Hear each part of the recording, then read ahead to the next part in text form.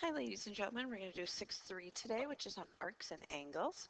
We're going to remind ourselves that an inscribed angle is an angle whose vertex is on the circle. So see it's on the edge of the circle. And then an intercepted arc is the arc that's formed by the inscribed angle. Okay, so the endpoints are on the side of the inscribed angle. The measures of an angle inscribed in is half the measure of the inscribed angle. So if we have the arc here of AB, and we have our angle 1. Angle 1 is half of AB. Or we could say AB is 2 times the measure of angle 1. So if we look here at this example below, it says find angle P. Well, we know that the arc is 70, so angle P is half of 70. So we're going to divide that by 2. So angle P is 35 degrees.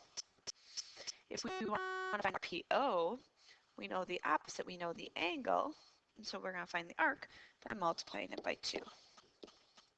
So 2 times 56 tells me my arc is 112 degrees. All right.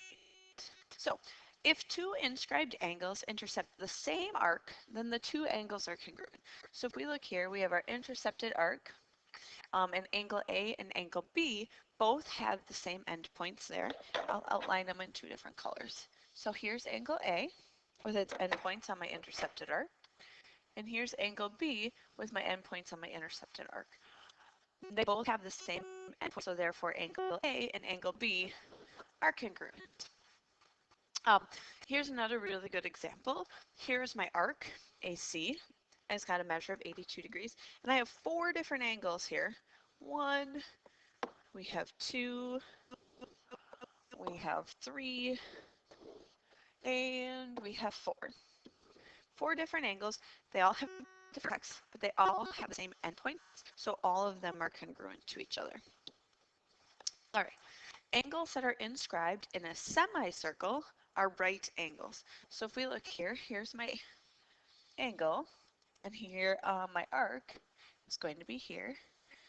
And so angle G is a right angle, because think about it, my arc is 180 degrees, so my intercepted angle, or my inscribed angle, is half of that, so that's 90 degrees. Here's another example, a whole bunch of different angles that have endpoints on my diameter, so that it's a semicircle, so they're all right angles.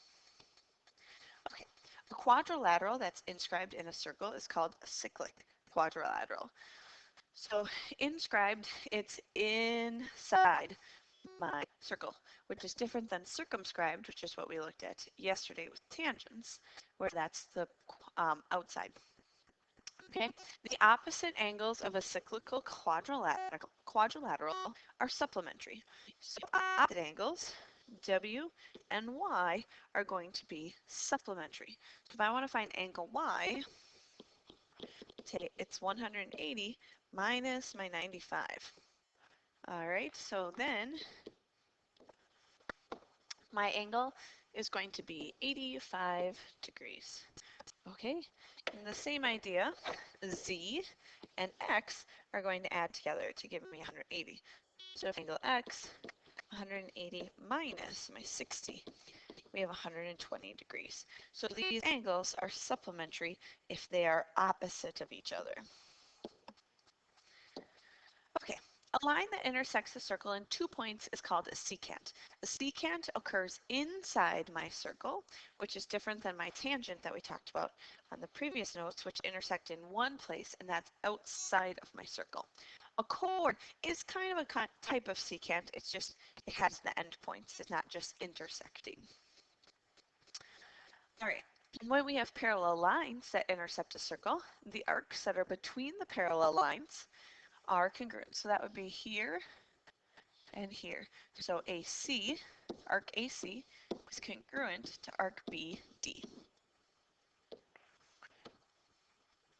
If we look at my example below here, I have 2 parallel lines, and so I have arc AB,